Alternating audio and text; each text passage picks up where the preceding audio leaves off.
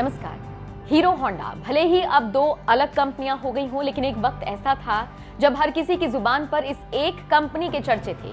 ये कंपनी सबसे बेहतर और किफायती दामों में टू व्हीलर बनाने के लिए जानी जाती थी।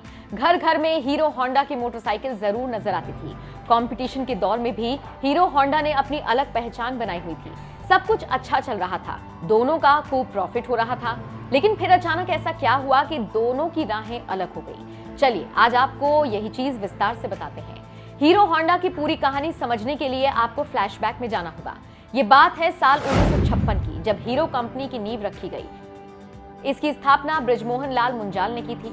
हीरो साइकिल बनाने वाली कंपनी थी। लगभग 20 सालों में, यानी साल 1975 आते आते ये साइकिल बनाने वाली भारत की सबसे बड़ी कंपनी के तौर पर खुद को विकसित कर चुकी थी। साल 1986 तक कंपनी ने ऐसी तरक्की की कि देश ही नहीं बल्कि पूरी दुनिया में ये साइकिल बनाने वाली सबसे बड़ी कंपनी बन गई। विदेशों में हीरो का साइकिल का बिजनेस बहुत शानदार तरीके से चल रहा था, लेकिन तभी हीरो को यह एहसास हुआ कि विदेशों में मोटरसाइकिल का चलन बहुत है, जबकि भारत में स्कूटर और मोपेड का दौर था। बस फिर क्या, हीरो ने मार्केट में मोटरसाइकिल उतारने की प्लानिंग की। हालांकि प्लानिंग को सोचना और करना दोनों में बहुत फर्क होता है, लिहाजा जब कंपनी इस तरफ काम करने चली तो उसे इंजन की जरूरत हुई। हीरो के पास ये तकनीक नहीं थी, लिहाजा उसने किसी विदेशी कंपनी से हाथ मिलाने की सोची।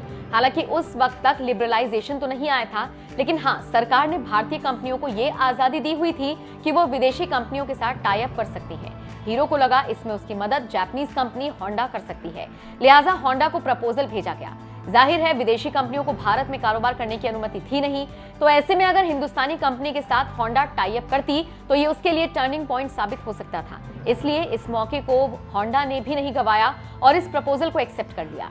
साल 1984 में हीरो और होंडा का टाई अप हो गया। दोनों में समझौता हुआ कि हीरो बाइक्स बनाएगा और होंडा उसके लिए इंजन बनाएगा। इसके साथ ही एक एनओसी साइन हुई थी, जिसके मुताबिक ये दोनों एक दूसरे के मुकाबले अपना कोई दूसरा प्रोडक्ट नहीं निकालेंगे। कागजी कार्रवाई होने के बाद सबसे पहला प्लांट हरियाणा में लगाया गया। हीरो होंडा ने जब अपनी पहली बाइक CD100 लॉन्च की तो इसने खूब धूम मचाई। ऐसा इसलिए क्योंकि एक तो इसका माइलेज बहुत अच्छा था, दूसरा ये काफी किफायती भी थी, जिसने मिडिल क्लास तबके को अपनी तरफ आकर्षित किया। हालांकि इसी बीच जापान की करेंसी में उछाल आ गया। ऐसे में जितने भी स्पेयर पार्ट्स जापान से आते थे वो सब महंगे हो गए। अब एक तरफ स्पेयर पार्ट्स में उछाल और दूसरी तरफ सुजुकी, बजाज, यामाहा और टीवीएस जैसी कंपनियां हीरो होंडा को टक्कर देने के लिए आ चुके थे।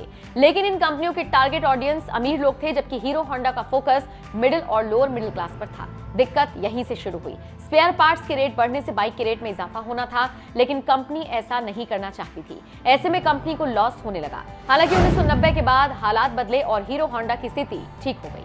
हालांकि स्थिति सिर्फ ऊपर ऊपर से ठीक थी, क्योंकि अंदर खाने दिक्कतें आने लगी थी। बताया जाता है मैनेजमेंट लेवल पर कई तरह की समस्याएं दिखने लगी थी।